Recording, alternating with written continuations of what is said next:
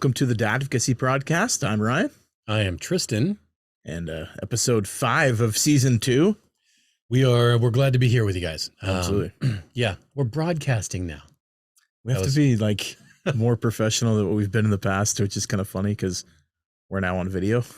So it's taking getting used to. we're giant children. We can't handle this. That's a thing. And we both have like mild perfectionism when it comes to certain things, so we always have to like look a certain way, and the lighting's got to be like, setup is not easy. No, but it's worth it, right? You're worth it. We love you guys. We're here for you. That's what matters. We got to make ourselves look somewhat presentable, I guess. Yeah, just a little bit. I got the face for radio. So next time we're going to be in a tux. Dude, that'd actually be kind of cool. Super formal tuxedo t-shirts. Oh, that'd be sweet. That'd be totally sweet. Oh my God, I would love that. We are nerdy as crap. We really are. I would rock a tuxedo t-shirt. I think I had one. No, I had a Superman one. Okay. I had a Superman t-shirt that had the cape thing type of. No cape, but mine was like, it was like the shirt and like his hands were ripping it open, you know? And it was I had great. a Batman one as a kid too. I think I gave mine to Dylan. Pretty cool. That's good stuff. I want an Incredible Hulk one that's like an actual tearaway t-shirt would be pretty. It'd be fun if there was like little pads you smacked and it was like, Hulk smash, you know? I don't know. That'd be entertaining. The Hulkamania shirt where it was. Oh, like that Hulkamania. That would be awesome. Oh, all right, brother. Yeah, that guy. Brother. Yeah, it's so freaking cool. Poor guy can't even move anymore. I feel bad for him. I mean, I heard he was actually a really good guy in real life. It wouldn't surprise me. I bet some of those guys are pretty cool. I bet you he banged every one of his maids, but probably a really good guy in real life if you're not married to him. I don't know. Did you ever watch their TV show? The Hogans or whatever? No. Oh yeah, I did for a minute. Dude, his kids were all jacked up. They were. His son was like so messed up. Could you imagine like a Schwarzenegger one? That would be kind of interesting. Chris Pratt would be in it now, but yeah. No, I feel like a Schwarzenegger one or a Sylvester Baldwin's. Could you imagine Stallone would be cool. Yeah, remember that, right? Well, there's Wahlburgers, but yeah, I mean, yeah, but you can understand him. Imagine Stallone. Talking to his brother, be like, yeah, you know, I don't know. And his kids would be like, yeah, we got it. That'd be. Oh, this so is just weird. making vowel sounds with a weird accent. You know why? You work it out. You better get to the kitchen. No, Frankie, you know, you meatball. That'd be so perfect. I think I'd watch it. I would watch that. I would totally watch. I like Stallone. I would watch it. I'm a huge Stallone fan. Yeah, his daughter's hot. I didn't know that. His daughter is attractive, I think, personally. I'll say that. Did not know that. I know this brother Frank is an interesting guy. I didn't know he had a brother. Yeah. Frank Stallone. You have to look him up in a certain area. Otherwise, you will enter another seedy side of the internet. Okay. Whoa. Oh. Yeah. All right. So then on this side, I say we do a reality TV show. All the Baldwins in one house. And they're trapped there for 6 months. They're not allowed to go out or communicate with anybody besides themselves. Alec wins because he shoots everybody.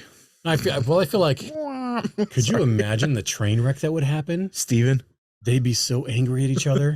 Steven all blind looking. So angry. Oh, yeah. But then, like, wouldn't Bieber have to be involved? Because isn't he dating a Baldwin? I don't know. Married to one or something? No, but it'd be Steven, Alec, the dad, and isn't there like a Michael? Is there another one? I don't know. There's there a fat one? Or is that Steven? I don't know. Or Alec? He's not fat. He's just Alec's fat too. But yeah, I feel like they're the type that would sue us for saying something like that. No, we do. Here, I got it. All the brothers, the father, and Steven Seagal in one house, and Nicolas Cage. Just because, you know, he's in everything. Okay, he's never going to turn down anything. Nicolas Cage, man, he's in everything. But man, no scripts. It's got to be straight reality TV, and it's got to be all of them hanging out 6 months straight. They get food delivered, but they can't interact with the people that deliver food, so it's only amongst each other. I want to see how crazy. Oh my! Oh, dude, could you imagine how good that would be? It'd be intense. Oh my gosh! I could see what too. Let's take the best like mob actors or Italian actors. Like you got like Joe Pesci. Ooh, and then you could go. Who else? So you Danny DeVito. You could throw in. Well, he's not really a mob actor, but he just kind of like sounds like he would be. You throw in like who played Pacino? Al Pacino, right? What's the one that the dad from Meet the Parents? Oh yeah, Christopher Walken. No, he wasn't. No, he'd be great though. He would be great to have in there really too. In there, yeah. But you could have what's his name from Let's Dude, go okay, with it. But so- you know what I mean? Like Yeah. have all those guys and then just be like, hey, you mook, like, hey, oh, hey. And they get like the guys from But Sopranos. do they act and- like that in real life? I don't know. See, like 'Cause that's what I'd want to see. You need the intensity to make it happen and make it work right. Yeah. Oh my gosh, we have some good ideas. That would be a show I'd watch. Dude, just put all, but they're all old now. So like all it would be probably just all them smoking cigars and drinking and then like And watching their old movies and talking about how cussing great each they other were. out. Yeah. That'd be so funny though. It'd be like you could call it Dirty Old Men. See, I would actually like to watch a movie of them watching their movies and then talking about like the filming, like what it was like to like. Some of those movies are incredible.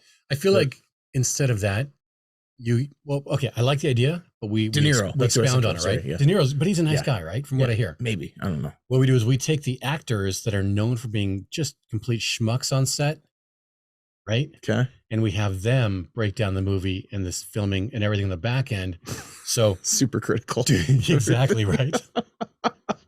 Okay, Alec Baldwin. Like, And then once that's done, then you play it for all the other people that are Yeah. on set.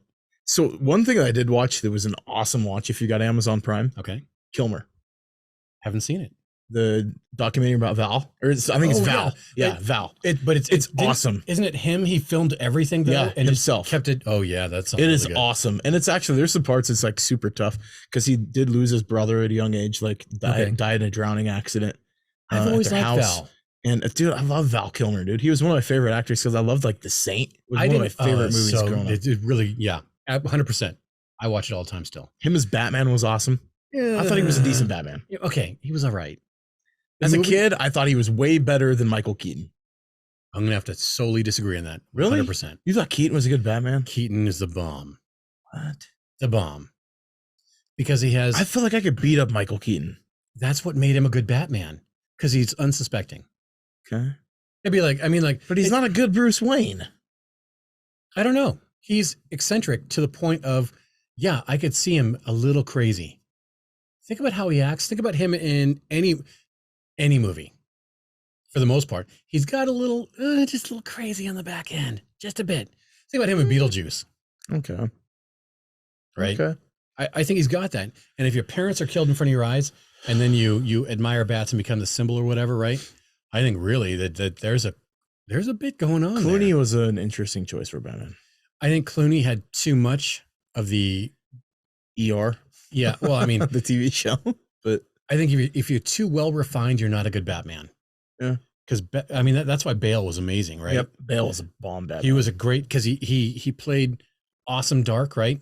And then when he had to be the Bruce Wayne character, he could dress himself up and be like, "Oh, I'm English. I've got Christian this," you know? Bale, I will give you, is in my opinion, a very underrated actor because look at the roles he has played. He is like the crackhead brother in what's the movie he's in Philadelphia? Is The Fighter? Yep. Yeah. I think so. Yeah. I mean, So, dude, like, he's- come on. I hear that he's super intense on set. Oh, I can imagine that. Yeah. I can Have see you that. seen if you've ever want to watch a really good movie of his, watch Equilibrium. It's like Fahrenheit 451, except they use injections to remove all emotion. Huh. And the fight scenes are effing epic. Huh. Effing epic. I'll have Love to it. watch it. 100% do it.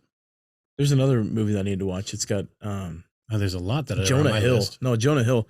He plays like dude, he's like some like drug kingpin.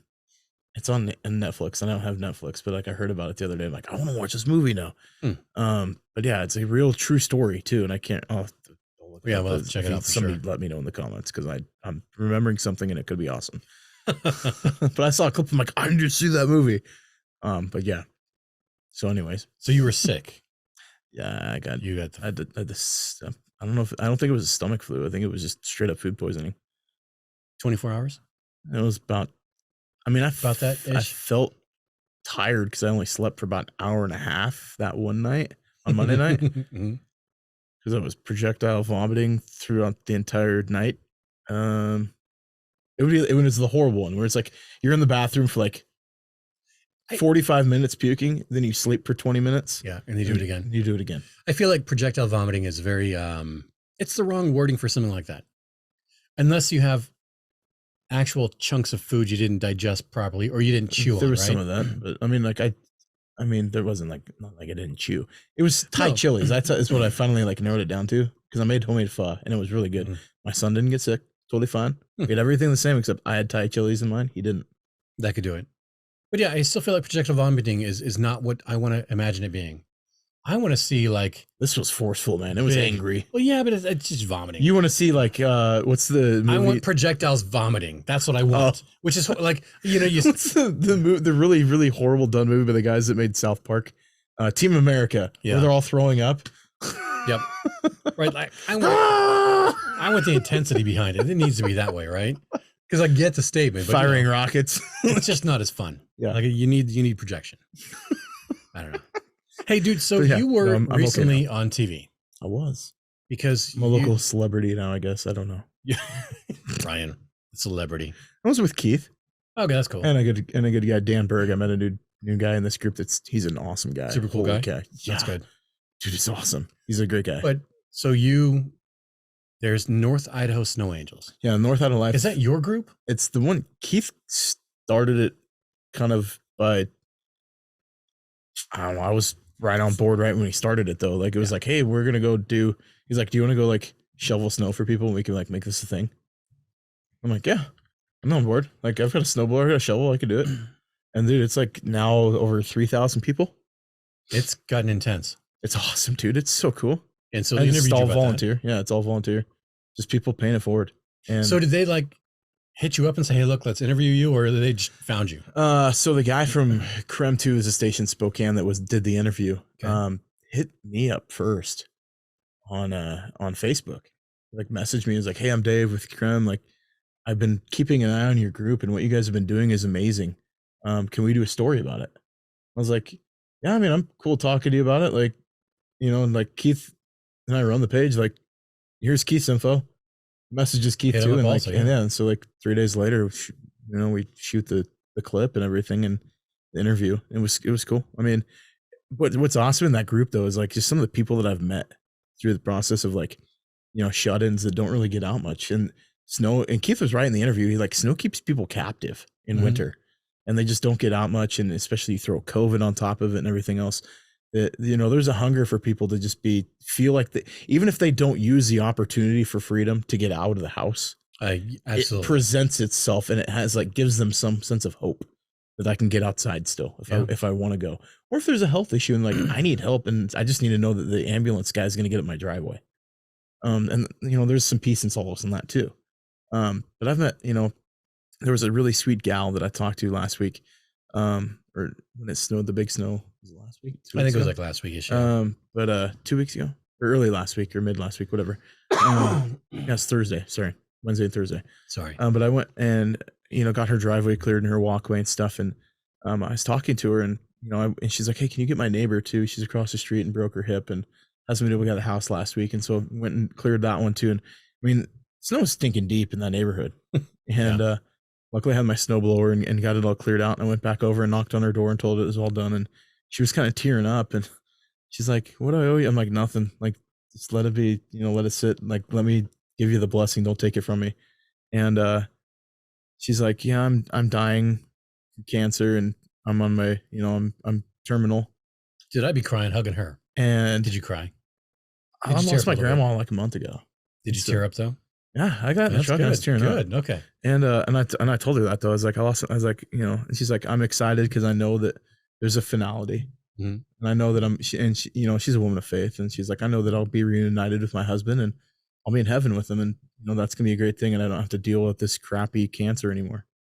And I was That's like, really cool. I was like, you know, I lost my grandma to brain cancer a month ago, and you know, she was terminal, and seeing, you know, if somebody did this, I'm just doing this for you because I hope that would be something that somebody would do for my grandma.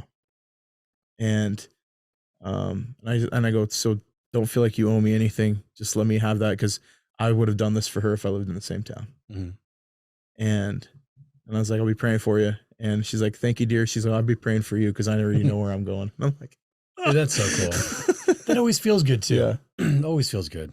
Yeah. So there's like some individuals that I've turned into regulars now. Whenever it snows, I just automatically just show Just up at do their it. house and do That's it. cool. And they're just great people. There's some awesome folks that I've met. But it's, yeah. So if you want to join and help us, we are always looking for volunteers. If you're local, of course. Yeah. If you're in North Idaho, if you're not local and you just start one yourself, man. Yeah, do it. It's just start paying it forward. People love getting on board with it. But North Idaho Life Snow Angels is the page. You can jump on there and help us out. We're looking for people to jump in and join us in the cold. And as Keith says, go home smelling like a goat, because you do get pretty gross by the end of the day. But yeah, and give what you can. If it's like 2 houses, do 2 houses, or your neighbor, whatever. I mean, if the elderly absolutely. neighbor, just go for it. It's all good. But yeah, it's been fun. So we were listening to this TikTok-y thing, and so we wanted to talk about it. We're going to break it down a little bit. It's about men and heartbreak. Okay. Right. So I'm going to play it real fast. I'll give you the opportunity to pause to reflect on this, because I was the one that found this. I thought it was interesting. We do. We have to break it down a little bit, because this is a female perspective on men's heartbreak. Some of it I agree with. There's some parts I'm like, you're reaching a bit, but I get it. But it's hard. It's like if we can't talk to the female perspective at all. Yeah. And we try not to, right? No, because I'm not a woman. I don't know. Not even a clue, right? We really try not to. So we're not going to. I'm not George Clooney in What Women Want. So no, it was Mel Gibson. Or Mel Gibson. Yeah, sorry. Yeah, you're right. I bought your. That's a good movie too. That's an okay movie. No, it's fun too. It's totally fun. All right, I'm going to play this thing. Freaking jeez, Ryan. Here we go. Can we talk about when a good man's heart is broken? He will remain single for years later. But why? But why? So yeah, men will do that for sure. I stayed single for a long time. 5+ years for me, right? Yeah. Yeah. And let's keep playing. Okay. But why? Why? Because society and everyone else in his world, including himself, blames him. And after... So, okay. If you're an empath, yes, you're blaming yourself immediately. It was my fault. I did it wrong. I'm not going to whatever, right? Now, part of the staying single was that I didn't want to get involved with anybody else because I didn't want to hurt anybody. Bingo. That's exactly why I did it. Exactly. I didn't want. I had high standards. I didn't want to like just settle. I didn't want to do it for the sake of not being single anymore. Exactly. Yeah. So like you break up with somebody, no matter how it ends, you go, okay, I want something better now. Yeah. Which is how it should be. I want to do better, or I don't want to just rebound to somebody and then break their heart and then have another traumatic experience. Yeah. I know there's better out there, and I'm not willing to just settle for anyone until I find that better. Like and I know when it presents itself, and like happens, it does. Totally. Yeah. It makes sense. So yes, when a relationship ends, typically the man gets blamed. Yeah. No matter what. It does. Because even if it was the girl's fault or whatever, usually she's out, yelling about it and, exclaiming, and the guys are like, whatever. I kept it pretty quiet, man. People know my breakup story, but like, I didn't go public on Facebook, just absolutely throwing trash. It was just, I changed my like status to nothing and kind of let it sit. And people had questions like, it's like, yeah, I'm divorced. Congratulations, me. For dudes though, we don't typically shout it out. No, we don't go, oh, she was crazy, and oh, this and that, and all those things, right? The ones that do are usually the ones that are in the wrong. Traditionally, yeah, that's really it though. About looking at it now, and I'm like, yeah, the guys that do that are usually the schmucks. Well, and usually they're like young dudes, like super young dudes, right? Yeah. So there's some immaturity in it. Absolutely. There's a lot. Yeah. But let's keep listening, because I think we just killed that whole argument. Yeah. Whatever. We'll start. Okay, here we go. So here we go. Experiencing that much pain and guilt and blame, it takes a long time to want to be able to risk that again. Yep. Okay, so the last part was right. Yeah. Right. And so that was the reason why we did not, let's just mute this so nobody phone calls me. But that's why we didn't jump into something else. Yeah. You don't want to cause that pain on anybody else. And you're still mulling life over. I mean, like sometimes you really want to dig through it. As a man, we go to our quiet space, right? You don't want to be kicked when you're down. Well, that's true too. Like, so you want to jump into something else and then say the same thing happens again. Like you didn't learn your lesson very well, so here's you to learn it twice. That's the worst feeling, is when you have to learn the lesson twice. I think part of it also is that once you go through a breakup, you don't want to deal with being rejected again also. That's part of it. That's a good part. There's a kick to the testes that are involved with that. Like, it's a shot to the manhood at times, like depending on how secure you are as a person. But You know, guys don't want to have to go through like, oh, I got, you know, I got cheated on again, or I got broken up with and I got dumped via text message. I mean, She still has all my hoodies. What the, you know? yeah. I don't have enough money to Do buy you clothes really again. want those back? I don't want to buy clothes again. I mean, It's true. I mean, if you're a cheapskate, yeah. I mean, Yeah. there's stuff that I'm like, nah, I don't want it back. Like, it's okay. You can, if you need it that bad, like, burn it. I don't care. Yeah, keep it, whatever. So, I mean, I like this girl. I've seen her TikToks because she really is there to help, you know, women understand men-ish, right? Sure. And she's coming from a good spot. There aren't enough women out there doing that. No. So I totally respect her. I think that's great what she's doing. It- Not everything's right on the money. And but guys, when you she's trying. find them, keep them in your life. Like, keep them in your circle. Yeah. You know, and even if they're just friends, like, it's okay. I think, you know, we're moving to a place in society. Yeah, you need to have healthy boundaries when you have female friends, and I don't want to go off on a tangent. Yeah. But I think it's healthy to have friends of the opposite sex, because you just need to have advocates for you and people that are going to speak positivity in your life, no matter how they come. And some of the best, like, I mean, you've met Brittany, like one of my best friends, like, Mhm. you know, there's nothing there romantically at all, but she's just a good human being, a person I care about, like, that has been a huge help in my life. And that's wonderful to have. Yeah. That's how it should be. Yeah, and then you know, when you end up in a relationship with somebody like that, it changes everything. Changes everything. I agree. Like, your perspective is kind of like, I don't know, like it's almost like you have to like pinch yourself that it's really happening, because you like get stuck in, like how she was talking about that mindset. Like, you're always thinking like, when's the next thing gonna let me down? And then it's all of a sudden that person's like there and they're not letting you down. It's like, holy Mhm. crap! Like, this is, yeah, it doesn't seem like it's logical. you're It right, makes though. sense. You're like waiting for it, but then if you're waiting for it, you're almost ruining it because you're not actually accepting what's happening. Yep. And you're just building that prophecy up. Yeah. Make it happen. You don't want to do that. Doesn't feel good at all. What was it, episode 5? Yeah. Lots of Something like stuff that. going on there. Yeah. We're Holy going crap. back to the well.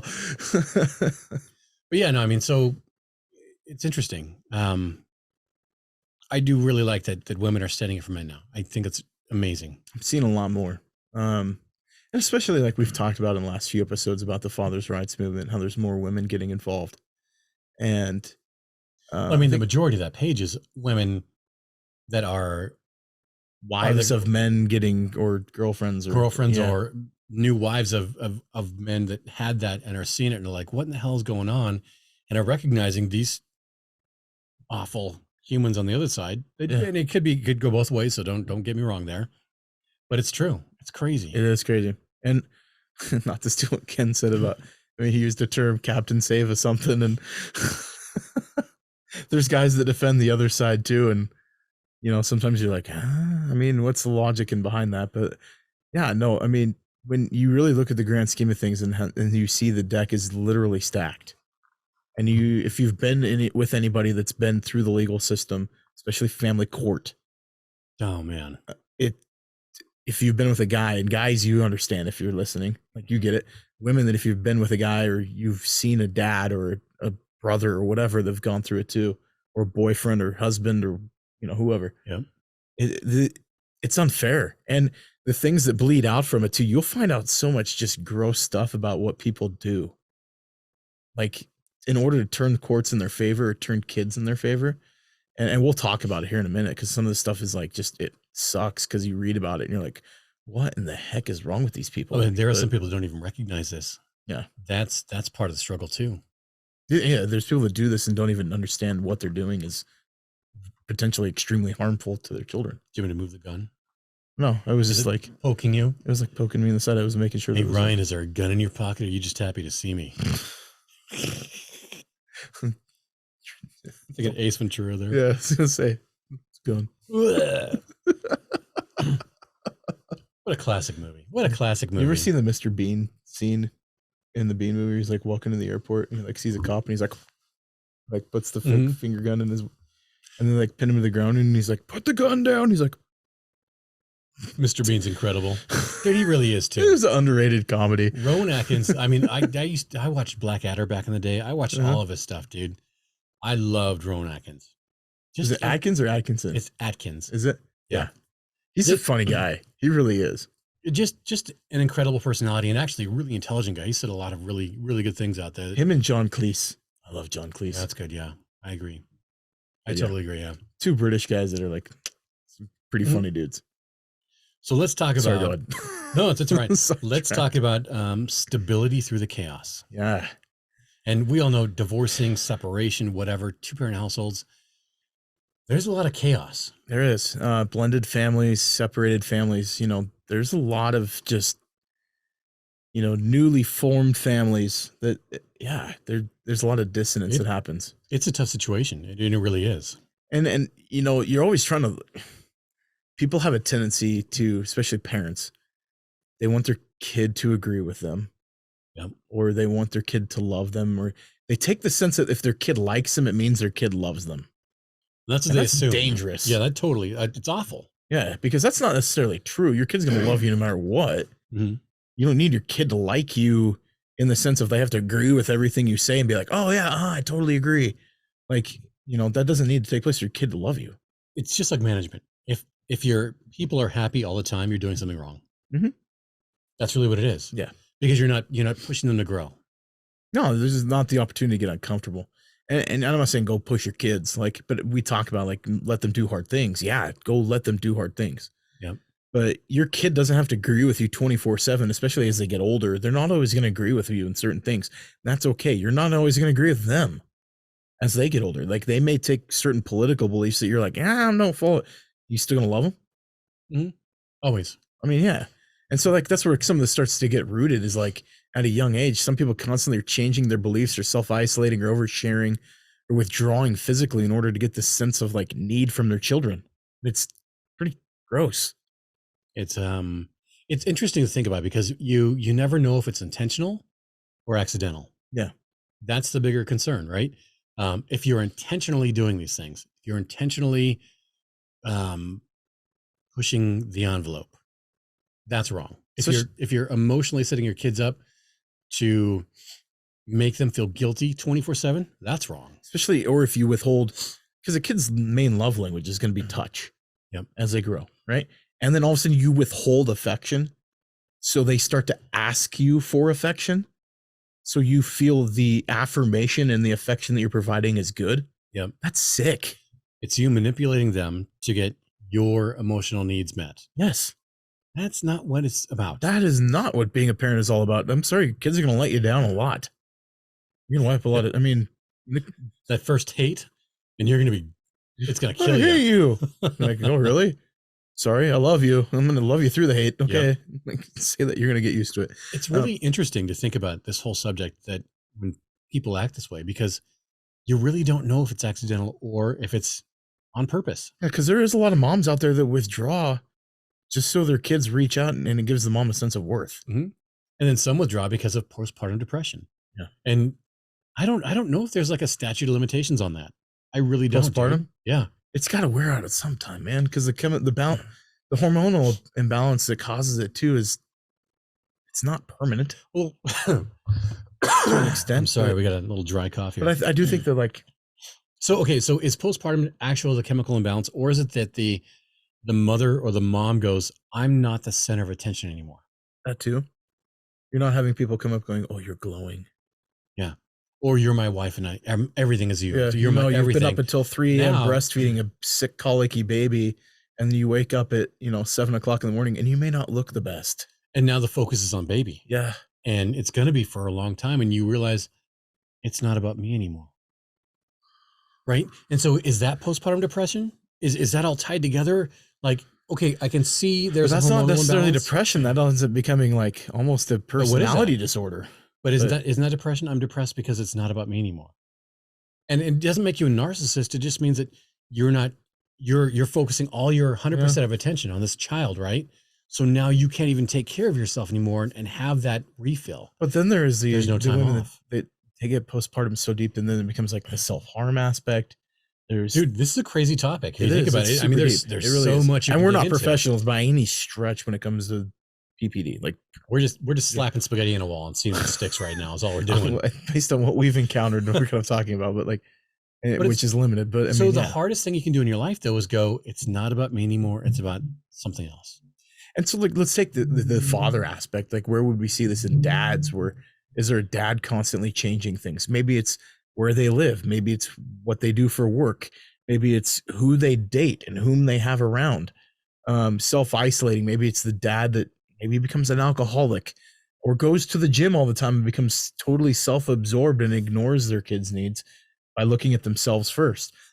I dry cough. Yeah, that's what we have. The withdrawing physically, and from a dad, I think, some dads do that. They get uncomfortable because as situations get messy, and maybe it's how they were raised. If they weren't raised in a house of love a lot and like with a lot of affection, and you go through a tough time, that's the first thing that goes away from a dad that's wounded. Oh my gosh. Yeah. 100%. 100%. And so, if a dad withdraws to see if a kid has a sense of worth, maybe it's not necessarily a dad withdraws. Maybe if he just not withdraws from kids, maybe he just withdraws from society, or maybe he withdraws from things that he once loved doing. Many men, different ways. We go into our cave. Yeah.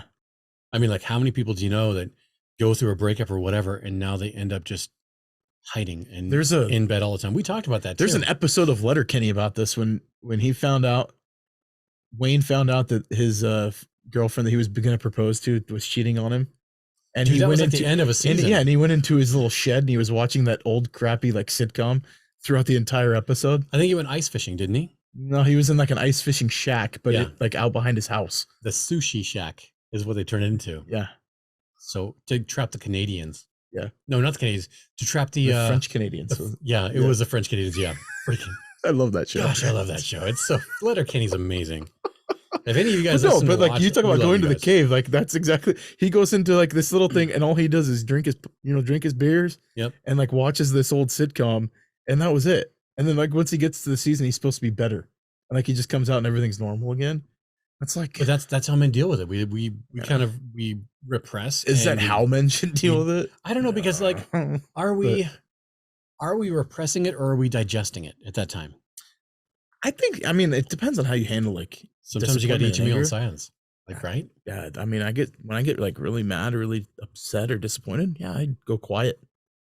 Yeah, I don't get loud and boisterous and start screaming. It's like, no, give me some time. Time out. Like, let me think about this one.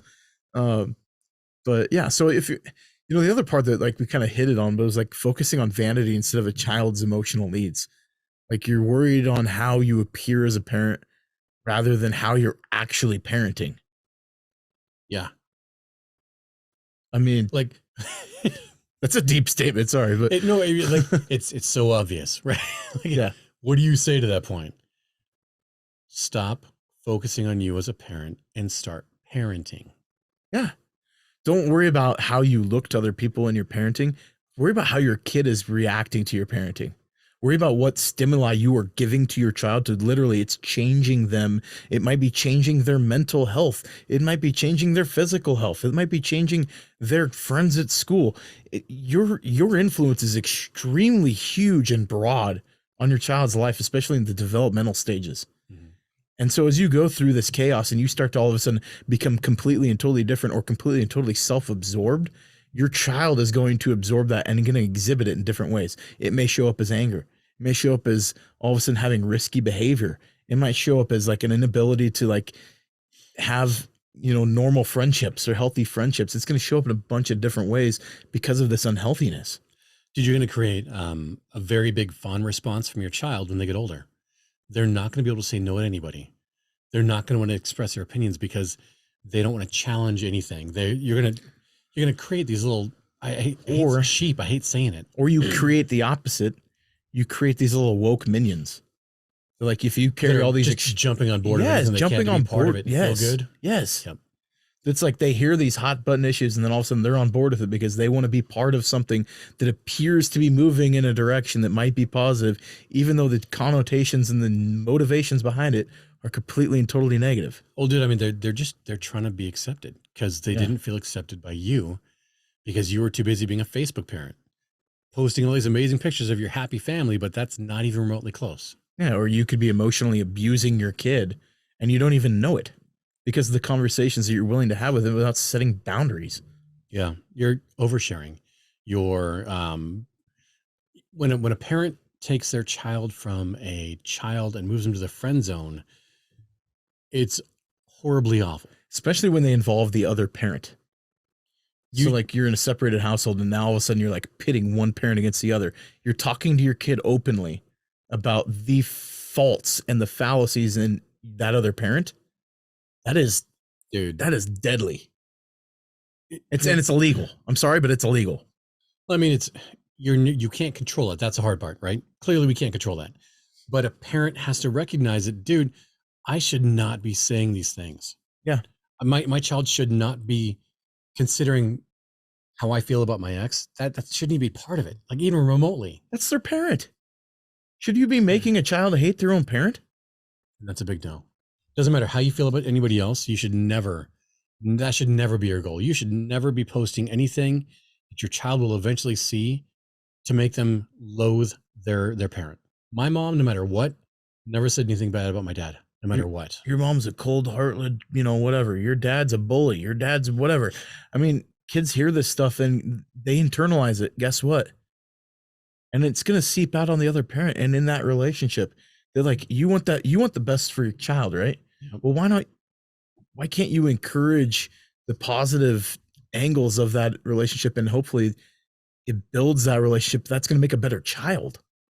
Like, absolutely. That's what I struggle with. So like, and that's called parental alienation, by the way. Like when you start pitting your kid against the other parent by taking your problems on them, that's parental alienation. It's illegal. Sometimes it's intentional, sometimes it's unintentional because we just get frustrated with each other. Dude, absolutely. I mean, you might be worried about stressing about bills and having to pay child support or whatever, and you might just unload on your kid on accident. You don't mean to because you're like, oh, I'm just telling them, and hopefully they understand why I can't afford certain things, and then you vomit it all out. You're puking it all up, and now your kid takes it on them. They're like, oh my gosh. But you know what? If that happens, the first thing you should do is apologize to your child and say, you know what? I had no business saying that to you. That's an adult thing that you don't understand the concept of at this time. And it's beyond that. It's something that you shouldn't have to hear anyways. Children should not hold the burden of what their parents have to deal with. No, they're not built for it.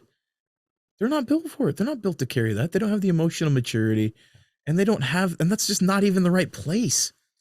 Get a counselor, get a best friend. Don't turn your child into your best friend and hope they're going to fix your issues. Let's touch base on the oversharing piece. And this is a topic that you and I, it's really tough to even discuss because the reality is that if you don't set boundaries, you overshare. Yeah. When you overshare, you lead to an emotional molestation. Emotional incest. Yeah. Yeah. And incest in that side. And emotional incest is a real thing. You can Google it, check it out. And it really, you start, gosh, it's tough to talk about. You start unloading everything. And it could be, I'm having issues with your mom. This could be happening in a good relationship also, where the father unloads on the daughter and goes, hey, now I'm putting everything on you. I should be giving to your mother. I'm going to give to you. Right. I know a good friend of ours. You'll probably know exactly who I'm talking about when I talk about the story, goes through a divorce and his ex-wife is talking to his oldest daughter about the men that she slept with. And they're starting to talk about those relationships. And then comparing that man that she was with to that child's father. I don't have words. That's sick. I don't have words for that. Your child should think of you and sex and make him want to vomit. That should, I mean, that's classic. I understand as you get older. You should understand that hey, guess what? How you came into this world. Yeah, but it should gross you out. It should always gross you out. Yeah. I mean, you should go, I accept the fact that my parents do this, but it should totally gross you out. You should not be on a level where you're like, that's super great, Mom. I'm glad you 69. Right? Like what in the actual... I know, but like, no. And like, this is the part about it though. Like when you start crossing those boundaries with what you talk about, you're going to now set up what you are doing is you are unknowingly planting seeds in that child's mind. Yep. Making it okay. Making it okay. You're slowly promiscuity is okay. You're slowly grooming them also to anything else you can do. So, and you might not intentionally be grooming them, but you're doing it because you're making it okay. Mm-hmm. right? So once you have that emotional incest happening and you're building that relationship and you're unloading and you're developing, whatever. So there's no boundaries anymore. Now your child goes, oh, it's okay. So soon enough, it can lead to physical touching. Oh, it's okay because we don't have boundaries anymore. And now it's either father to the mother, or father to the daughter, mother to the son, whatever, right? Or it's, I'm hanging out with Uncle Jack, and Uncle Jack came in town on a horse. I'm gonna help Jack off the horse. It's a bad joke. I know. You know what I'm saying. I know what you're talking about. So now your daughter or whatever is okay with being touched by their... We're not trying to joke around, but I mean, this is a serious subject, and like we're trying to make it light a little bit. Yeah. But I mean, like now your kid's okay with, well, there's no boundaries, and we talked about sexual stuff with my mom and whatever. I can talk to my uncle, or I can talk to my brother, or I can talk to my stepbrother, and I'm doing laundry. There's all these issues. Do you see how it opens up? Well, it opens up like this thought pattern, because you know what the number one searched like porn category is? Yes. Incest. Yep. It comes from somewhere. West Virginia. Alabama. Ding, ding, ding, ding, ding, ding. Roll Tide. Nice. Sorry. Same page. We are horrible people. No, but like it really does come from somewhere, and they're making it more and more and more okay. You're building these connections. You start connecting dots to familial relationships. Start towing the line with the sexual desire. Familial is a really tough word to say, by the way. It is. I think I tried like 3 times. I know. I was like familiar. No, you're like familial. Oh yeah, familial. The family, familia. Yeah. Familial. Yes. Familial. But so like this is a heavy subject that we're touching on. But like, it's so deep in the connections, and it's gotta freaking stop. It really, really has to. But it needs to be talked about because nobody's putting these things together. Well, because the worst part's going to be is like now when you're planting the seed of your kid, like let's go back to, I need my kid to feel a certain way so I get the affirmation that they need me. What happens when that kid's not around you and that he or she thinks that you have to be there in order for them to calm down? Oh, good Lord. Now they're at school. They're having a rough day at school. They fought so-and-so. Or they didn't get their way or whatever. And now they're sitting there at school and now they have to say, I can't calm down unless I get mom or I get dad. How do you think that's going to affect their work life? How do you think it's going to affect their love life if they're ever married? Dude, how do you think that's going to affect their interaction with the police if they ever get pulled over? Dude, they're going to be a wreck and they're going to be in prison, dude. I'm telling you right now. Holy crap. Like, it's amazing how when we set good boundaries as parents, how it affects the rest of a child's life. And when we don't have boundaries, you get the kids that get shot breaking into somebody's house. And then the parents are like, well, you shouldn't have been shot. It was only breaking into your house to steal your stuff or murder you. Yeah. What do you mean shouldn't? Okay, here's I was thinking about this, right? I'm in the shower. That's where most men do all their thinking. Or on the toilet. Me, it's in the shower, right? Got music going. And I'm thinking like, okay, I want to put perspective out there, right? Okay. If someone is going to steal my car, I will absolutely put them in the ground. Okay. And it sounds horrible because people go, well, is your stuff worth that person's life? And I go, that person. My family's security is though. Well, no, but I think about it and I go like this. Is that stuff worth that person's life? Let's say I bought my Charger brand new and it was $50,000+. And I only make, let's say I make $20 an hour, right?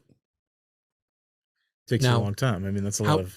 So how much with financing? What do you think it would cost grand total financing? 65 on the Charger after your taxes and then insurance. I'm going to call it 65 to make it an easy number. Yeah. And your warranty. Yeah. 60, 62, 65,000. Yeah. We'll go 65, right? Okay. Round number. Divide that by $20 an hour, right? 3,250 hours. Divide that by 24. I did that wrong, didn't I? Mm-hmm. What the hell's wrong with my math right now? Why is my $65,000 divided by $20 an hour? Right? Sure. That's 3,250 hours. If I divide that by 24, the math is still wrong. Well, it's 32. Yeah, I mean 3250 times 20 is going to be 65,000. So. Yeah. Yeah, that's how many hours you had to work. Okay. Divide that by 24. That's how many days, right? Yeah. Divided by 24 is how many days? So That doesn't 135 and a half solid days straight, right? of work. Divide that by 8. Yeah, 8 Because you only hours a work day. 8 hours a day, right? Divided by 8. Is that right? No, you have to multiply that by Oh, yeah, 8. right. Yeah. Times 8 equals that. Times, is that right? Times 8? Yep. 1,083 days. They're divided by 365. 3 years. That's 3 years. So to pay for that car. 3 years of your life. No, this is 3 years of your life. Every day, working every single day, like 7 days a week. 8 hours a day, right? 3 years of your life. So Thanks for joining us on Crappy Math. Yeah. Tristan and Ryan. Somebody probably had an easier way. Clearly we're not geniuses. I take my shoes off to count that one. But I go, okay, if somebody's going to rob me of my car, something that I've spent 3 years of my life, right? Yeah. Now you have to go, is his life worth 3 years of your life? Somebody's still going to make their, it's just stuff. I know they're going to make the argument, but no, it's not just stuff. That was 3 years of my life. Absolutely. I'm not giving up 1 year. I'm not going to give up 1 day of my life for somebody. Right. That's going to be actually more than 3 years because you're not working 7 days in a row for 3 years No, straight. Right. But you have to think about it.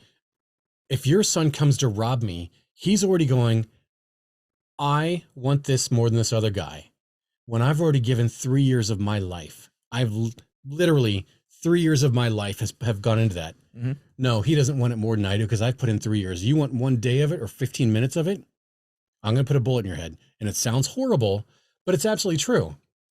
You come here to rob me, then you've already said my life is worth that much. Well, not only is he, if he's robbing you at gunpoint, he's willing to also say, I here for your stuff and your life doesn't matter. Yeah.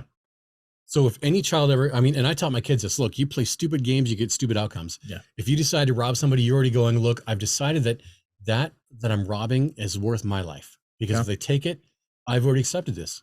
Well, and you could play the card of, you're willing to take this ground of the opening the door for these inappropriate relationships to be built. And if your choices, because you have a lack of boundaries, comes into play with my child's well-being. Oh my goodness. Oh my goodness. I don't want to go there in that conversation. Yeah.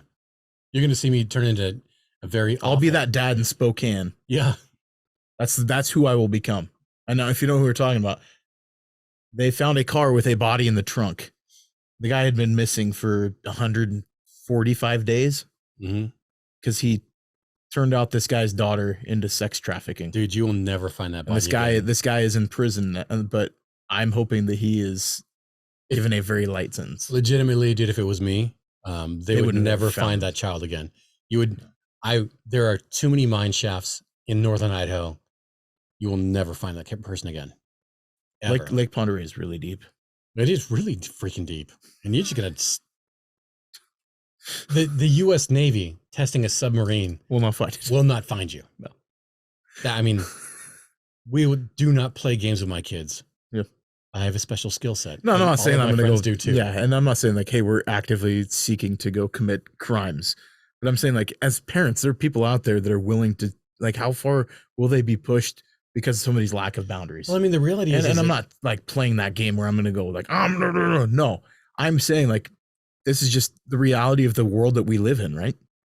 The truth, though, is that you have to think that if you don't set boundaries for your children, they're not going to have boundaries that they'll set either. Maybe that's who they are. That's what I'm getting at. It's like maybe the kid that you didn't teach boundaries all of a sudden becomes so jacked up that they're that dude that thinks that it's okay to sell a girl into sex trafficking. You want your kid to live a long life? Teach them boundaries. Yeah. You want them to love you? Teach them boundaries. Kids want boundaries. Yeah. How many times do we have to talk about that? And the kids that don't have boundaries turn out to be they get all sorts of jacked up emotions that they don't know how to process. And so, like, if you're the parent and they're the child, you have to understand that you are the parent, they are the child. They don't have the ability to fix your problems or carry your problems, especially if it involves the other person that you chose to have that child with. That's not their job. Leave them the heck out of it. Let them love you both and let them think that it's all sunshine and rainbows, even though it may not be. Let that be the only thought in their head. That's all that should matter to them. So like, talk about emotional maturity versus emotional age. You got to be able to toe that line. Kids don't have either. I feel like we got intense real fast. We did. Holy crap. But this is a passionate episode. I think that like, cause we're seeing it in the society that we're in today, we're seeing it more and more, and it's happening in front of our eyes. And so like, when does conversation cross into emotional incest? When does an innocent conversation all of a sudden start becoming emotional incest or manipulation? If you're having a conversation with your child that should be happening with your best friend, that's where you stop. Mm-hmm. That's got to be it, right? Just imagine this: if the conversation you're having with your child was recorded and then replayed in the court of law. Oh, well, I mean, if you had a conversation with your child and you replayed it back in front of your parents, hopefully you have good parents, right? How about your ex's parents? Your pastor? I still say the judge. Yeah, that's true. You're right. If you don't want that recording played in court, don't say it. It's easy. That's easy. Your kids are your kids. They can't be your friend until they're over 18. Yeah. Leave it at that. Over 18. Now, they're going to get more lenient. You're going to have more fun with them. It's going to be all good. But until they're over 18 or out of your house, you have to treat them like a child because that's how you love them. Yeah, but don't have the same conversation even if they're 27. Don't talk crap about their dad. Well, I agree. Well, I mean, you can enlighten them. You can be honest about things like that we're adult subjects. You can be honest about. Yep. And you totally can. There will come a time where that conversation will take place. And it's okay at that point. But you just have to know that your child is emotionally mature enough to handle that. Yeah. So like where does, is there a wrong time to say the right thing?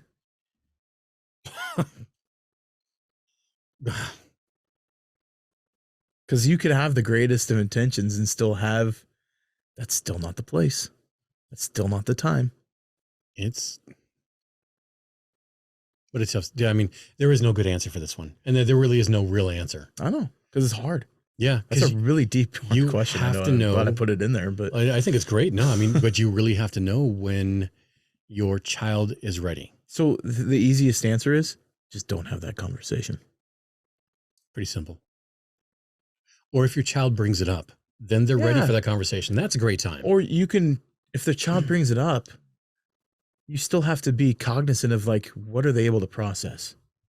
What are they able to understand in this? Because you have an 8-year-old ask you, why are you and mom not together? And he's not ready yet. No. For the real answer. And you can say, mommy, daddy didn't get along. Yeah. They understand that. So you have to put it in those terms for them. But it just. Mom, why do I see you more than I see dad? Or vice versa. Yeah. Yeah. Why? I've had this conversation with my boys. Because there are rules that are in place. The states, that's where we are right now. Mm-hmm. And so I have to follow them. I have to do a really good job of making sure that I follow them. So does your mom. Yep. And leave it at that. Dude, it's tough. I mean, that's a hard conversation. There's no good answer. That's the hard part. And they don't understand, well, who made the rules? Yeah. Wow. It's like, well, then the court, there's a judge who's in charge of everything, and they set what's okay and what isn't okay. This is what they set in place. Well, why? It's something that you'll have to talk to your other parent about later. Or I can tell you later on when you're older. Because daddy loves you so much. That I don't want you to think negatively about your other parent, so I'm not going to tell you that story. Well, I would leave that out also. And that toes the line, right? It's a hard conversation to have. Yeah, because I mean, you want to go, look, in my mind, I'm saying I love you so much that I don't want you to have to worry about that right now. That's not your burden to carry. That's exactly what it is. It's not your burden to carry. Gosh. Silence. So where does it start? You got to process it. I mean, yeah. So where do we start with this? Like, where does the boundaries begin? It begins in your conversations. You got to know. Our words are powerful. Dude, do you kiss your kid in the lips? No. I kiss him on the forehead and I kiss him on the cheek. I've never been one of those. I kiss him on the top of the head. I've never been one of those dads that kissed my kids on the lips. And I know I've never been kissed on the lips by my parents. I have family members that have done that, and they're great, amazing people, but I'm just like, I don't. And I know you can separate sexual kissing from whatever kissing. Mm-hmm. I get that. I just, I think it's nasty. If you're out there I doing think it, it's okay. I think it's flirt with a boundary. That's just me, but I don't know, call me old school. It's tone a line, but I mean, like if you do it and you know, of course you mean it in a loving way. I totally understand that. I get it. Cause like I said, I have family members that do it and I know they don't do it for any crazy, weird, gross reasons. Right. Sure. I don't know. I've seen my kids eat all sorts of crazy things, and I've seen other kids eat. Dude, they eat their boogers and like lick what the dog eats, and like, dude, eat their scabs. Dude. They come home and they've been like, you know, grabbing everybody's like shoes, and then all of a sudden, like, here, let me put my hand in my mouth and now kiss me. I know how often my kids brush their teeth and other kids brush their teeth, and I just have I get weirded out by it because it's like you don't kiss kids, right? Like you don't kiss them on the lips. Well, like I don't know what other kids are kissing. I don't want herpes. See, that's the thing is like, say you as an adult, like, I don't know, maybe like you don't like you just gotta be aware, like, yeah, you don't want to give your kid a cold sore either. Like if I have a relative that tries to kiss my kid lips and they've got a raging cold sore, I'm gonna be like, nah, hold on. It's really to each his own. I'm gonna say my parenting style is not that way. I'm gonna say that my parenting style is not that way. You're not giving my kid herpes. I'm sorry. Yeah. Don't kiss my kid in the lips. I will murder you in your sleep. I don't know. I'm not that parent. Well, like I'll just say, like Owen was like leaving school today, and one of the girls in his class came up and gave him a hug and gave him an extra long hug today. I was like, well, hi. Like, okay, hi. And then her dad was standing right next to him, like, do I need to introduce myself to you? Like, I don't know how this works. I got my first kiss in first grade. She was a little brunette-haired girl. There's always the brunettes. She had great eyes. If I can remember, that's awful to say. She was so sultry. No, I don't know. I was in first grade. Right? I hope that's all you know. We were sitting under. There was like a bench or something. We were sitting underneath the kitchen window of her mother's house. There was a bench. I remember the plants above us, and there was rhubarb. I remember there was rhubarb. I ate all the rhubarb. I loved rhubarb. And she gave me a kiss. And that started the kissing. Oh. And then everybody started kissing. And in elementary school, in first grade, girls kissed me on the playground. And I turned into a slut. That's where we're going to end the episode. Tristan didn't have boundaries. I had this fantastic story about not wearing underwear and going to the swimming pool that maybe I'll express one day. Oh my gosh. Junior high? No. Oh. Second, third grade? Oh. You're still kind of figuring out what's going on. You're like, eh. Oh man. Okay. I was a free man. I was a free man. You were a free man? Don't look at me any different, people. I swear I'm a good person. Listen to Tom Petty. Free falling. Yeah. I was a fun little kid, I guess. My mom loved it. I don't know. She had to deal with all the other parents. And on that note, Matt, you don't know what other complaints she had about you. Like your son is just so forcefully kissing everybody. No, it was never that. It was. I know. I was a ladies' man. I had my bottle of Chianti. I walked around. The Cavatier. Yeah. Ooh, with a lady. With a Cavat. Come and let me take a picture. Leon Phelps. Oh, I love that movie too. But yeah, so like with this whole conversation about boundaries, like where do we begin as parents? We've got to be cognizant in our conversations. Our words are extremely powerful. And you know what we're talking about, we have to be aware of the subject matter. Like, is it appropriate for our kids? Of like, should we be talking to them about this? Like, should I be talking to my friend about this? Should I be treating my child this way? And that's the question. And if you're doing it, stop. Should I be treating my child this way? Yeah. Keyword. Because it's abuse. It is. It's absolutely abuse. But yeah. So. There's no real good answers for this. We just it's all about knowing your limit and where you shouldn't go. And that's what makes this whole conversation tough, because there is no answer. No. You just be a good parent. Yeah. Know and love your kids, man. And love is not like, you don't have to be liked by your kids in order for you to love them in return. I agree. Yeah. At all. You know, like you can love them. You're going to have teenage kids that are going to regret, like they're going to be embarrassed by you, and you got to soak it up every second of it and make it just miserable for them. Gosh, I love it. You're not there yet, but I I loved it when I was in the school system though, and I would it. see dads like outside embarrassing their daughters on Valentine's Day. I thought it was the funniest thing and the best thing ever. I thought It's it was amazing. awesome. Dude, it's so amazing. Yeah. It just makes you feel good, you know, like it's great. Yeah. So for the Dadvocacy podcast, I'm Ryan. I'm Tristan. And yeah, be good to one another. Episode 5. Thanks for joining us. And boundaries. Keep them. Yep. We'll see you later.